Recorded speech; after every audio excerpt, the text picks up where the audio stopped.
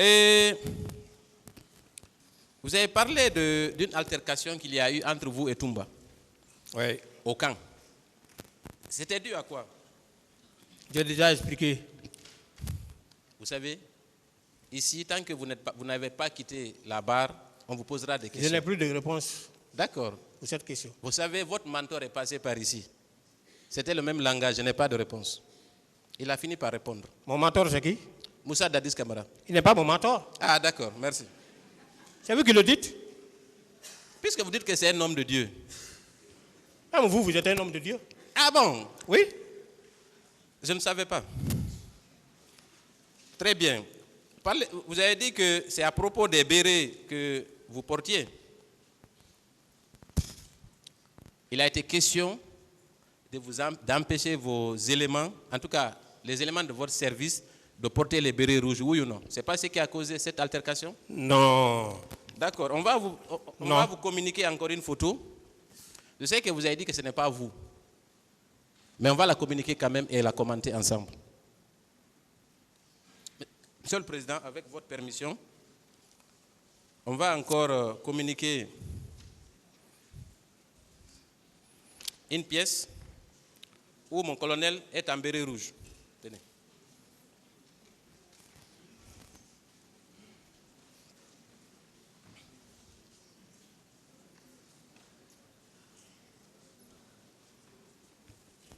Vérifiez bien avant d'envoyer.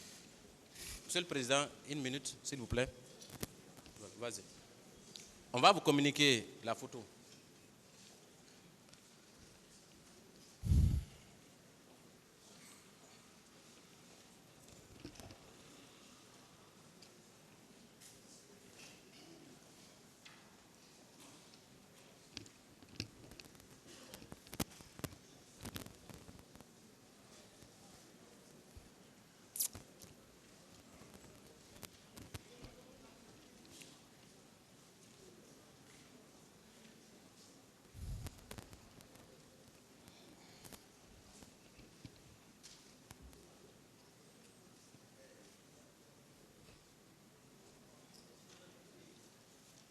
Voilà, quand vous avez la photo, je pense qu'on peut commencer. Est-ce que vous reconnaissez cette personne qui se trouve sur la photo? Est-ce que c'est la même personne? Non. Est-ce que vous savez qu'il y a une technique de reconnaissance faciale qui existe? Vous le savez? Je ne sais pas. Je vous l'apprends. Et si nous examinons de près cette photo, oui. Vous m'excuserez peut-être de prononcer certains mots. Oui. Il y a que le nez, oui. Votre nez, oui. Et celui qui se trouve sur la photo sont identiques, ainsi que les yeux. Cela prouve que c'est vous sur cette photo. Et vous arborez un béret rouge. Est-ce qu'aujourd'hui vous pouvez nier que vos services portaient des bérets rouges? Monsieur le Président, moi je suis un technicien en identification criminelle. Très bien, très bien, très bien. Cette photo, je mettrai mes avocats à contribution pour que, si réellement c'est un militaire, que l'intéressé vienne ici pour confirmer. Mon colonel. Effectivement que c'est lui, c'est pas Blaise. Vous voyez, c'est pas moi. Vous étiez plus jeune ici. C'est vous. Vous étiez plus jeune. Peut-être que c'est l'âge qui a fait que peut-être que les choses ont changé un peu. C'est vous. Maître. Vous avez un béret rouge sur la tête, mon colonel. Pourquoi vous ne voulez pas reconnaître ça? Maître. Oui.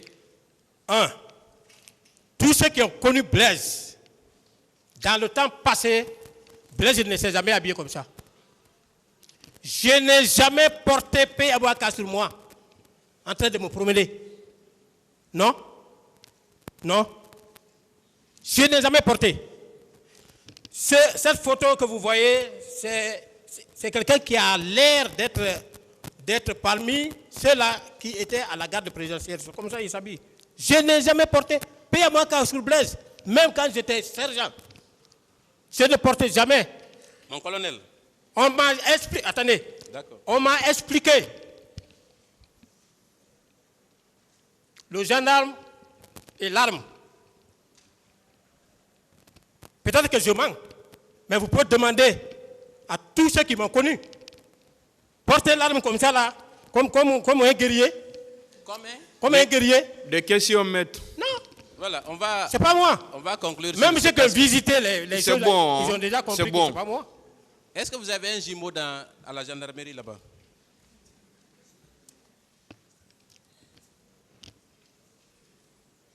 Moi, je n'ai pas de jumeaux. Donc c'est vous alors. Voilà, on va continuer. C'est vous qui le dites. D'accord, on va continuer. Vous avez dit ici encore que, au cours de votre interrogatoire, que si vous connaissiez Toumba, vous alliez le haïr. Est-ce que vous le haïssez pour ça? Pourquoi? C'est vous qui l'avez dit. Vous dites? Vous avez ici déclaré, vous avez dit, Monsieur le Président, si vous connaissiez Toumba au moment du CNDD, vous alliez le haïr. Est-ce que vous maintenez cette déclaration? Bien sûr. Qu'est-ce que cela signifie? Bien. J'ai dit ici que moi, je ne cherche même pas de preuves ailleurs. J'ai pigé tout cela dans sa déclaration par devant le tribunal, Monsieur le Président. Quelqu'un qui est lieutenant, d'abord il était sergent, après il est passé au grand lieutenant. Un ancien colonel, il a dit, un ancien colonel.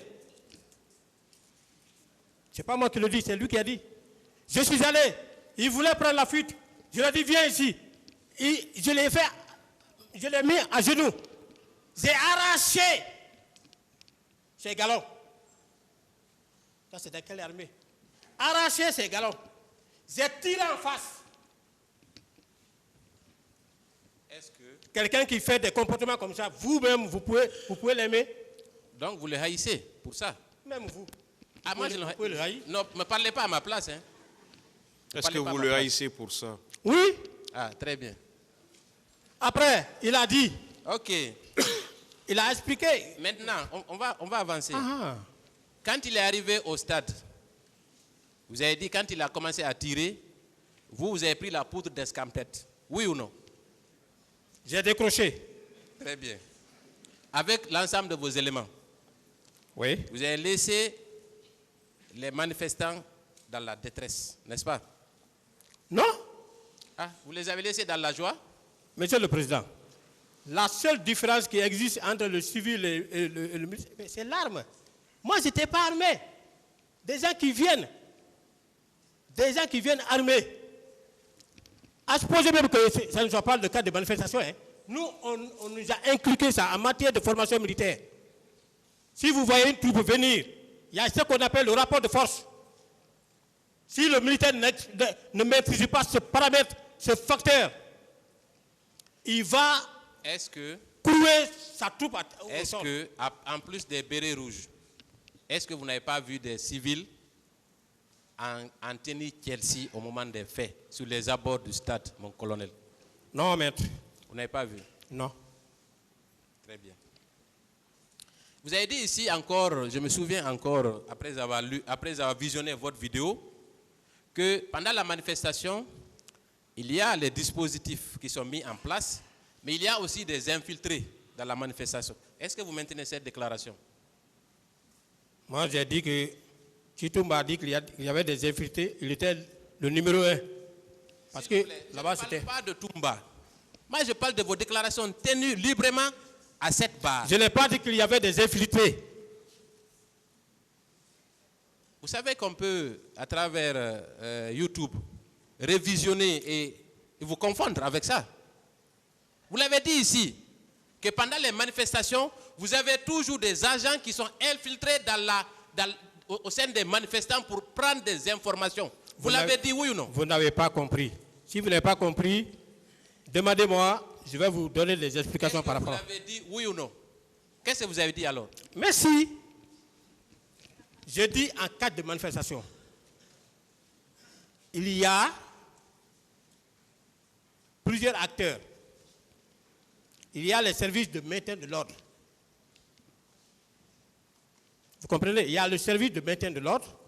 Il y a les services qui accompagnent, qui évoluent en arrière-plan pour éviter tout débordement de la part de ceux-là qui ne sont pas intéressés par la manifestation. Vous comprenez? Oui. À côté, il y a d'autres en matière de renseignement opérationnel qui peuvent être là pour remonter au chef certaines informations de nature à permettre au chef de prendre les mesures idoines afin de faire cesser les manifestations. Vous savez, tout ça c'est académique. Tout ça c'est académique. Mais c'est Est-ce comme ça. qu'au sein de la manifestation, on va aller plus simplement. On comprend votre bagage intellectuel. Mais moi, ma question, elle est simple. Ouais. Est-ce qu'au cours d'une manifestation, vous avez des agents en civil qui infiltrent la foule? Oui ou non? Mon service, non. Maintenant, de façon classique, il y en a? Bon, je ne sais pas ce qui emploie c'est les chefs qui peuvent décider ainsi. Vous l'avez dit ici, mon colonel, mais on va passer. On va passer. Très bien. Trop de contradictions Non. et de dénégations. Très bien. Maintenant, quand Toumba est venu, vous avez dit que, en infériorité numérique, vous avez préféré sauver votre vie et laisser les citoyens en détresse. Ça, c'est connu de tous. Après, on vous a posé la question, qu'avez-vous fait après? Vous avez dit que vous n'avez rien fait. Que le fait qu'il y avait un chef était suffisant pour ne rien faire, n'est-ce pas? C'est pas ce que vous avez dit? Mais après là-bas, j'ai rendu compte de ce que j'ai vu. Est-ce qu'en tant qu'OPJ, je sais que vous avez parlé tout de suite du procureur. Est-ce que vous avez porté au procureur les informations que vous aviez au moment des faits? Vous avez été le voir pour lui dire que vous avez vu Toumba tirer et venir au stade avec 4 ou 5 pick-up. Vous l'avez informé? Ce n'était pas votre devoir de le faire? Non, mais je n'étais pas le seul là-bas aussi. Mais il n'est pas question d'être seul. Vous, Je ne pouvais pas le faire et je ne l'ai pas fait. qu'est-ce qui vous empêchait de le faire? Je ne pouvais pas le faire. Qu'est-ce qui vous empêchait? Mais lui-même, en flagrant Le délit, sens du devoir. en flagrant délit, il a posé quel acte? Le sens du devoir. Est-ce que vous l'avez informé? Les OPJ qui étaient là-bas, ils ont posé quel acte? Décidément, c'est difficile. Ah, voilà. D'accord. Quand il y a eu la commission nationale d'enquête, quand elle a été créée, il a été demandé à toutes les personnes qui avaient des informations précises sur les auteurs et commanditaires de ces actes de se présenter à la commission. Est-ce que vous êtes allé à la commission, mon colonel? S'il y a eu un communiqué qui est passé pour dire des choses comme ça, moi je n'ai pas entendu. Vous n'avez pas appris la création de la commission nationale d'enquête? Ah, le problème n'était plus à mon niveau. Moi, Est-ce que vous avez appris la création de cette commission? Quand l'acte s'est passé, j'ai entendu à la radio, le président disait que dans les jours à venir, je vais faire venir une commission internationale d'enquête. Mais elle est venue quand? Elle a quitté quand? Moi, c'est... Mon colonel, Oui, maître. étant à la présidence, au moment des faits, Oui. une commission est créée pour faire la lumière sur les tueries du stade. Vous affirmez ici que vous n'étiez pas au courant? Mais je n'étais pas au courant. Vous n'étiez pas au courant? Non, je n'étais pas au Très courant. bien. On va poursuivre. Voilà. Très bien. Là également, zone d'ombre. On continue.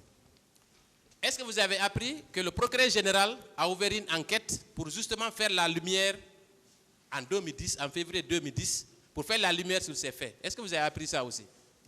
Étant entendu qu'à l'époque, vous étiez déjà procureur, oui ou non? Non.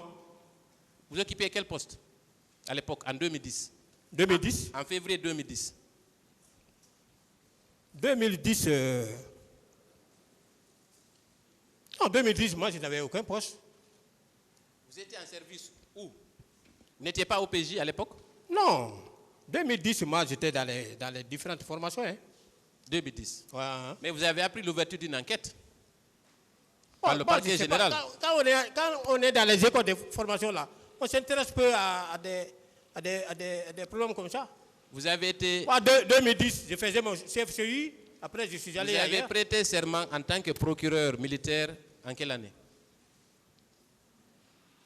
Je pense que c'était en 2015. 2015. 2015. C'est récent. Oui, mais votre interrogatoire aussi est récent. Hein? Votre interrogatoire devant le juge d'instruction aussi, Oui. c'était à la même année. Oui. Donc, vous étiez au courant. Non. Moi, je n'étais pas au courant. Vous n'étiez pas au courant qu'il y avait une enquête autour de cette affaire? Je vous dis, je n'étais pas au courant dans la mesure où personne n'a ne m'a appelé pour aller donner ma version des faits à cette commission.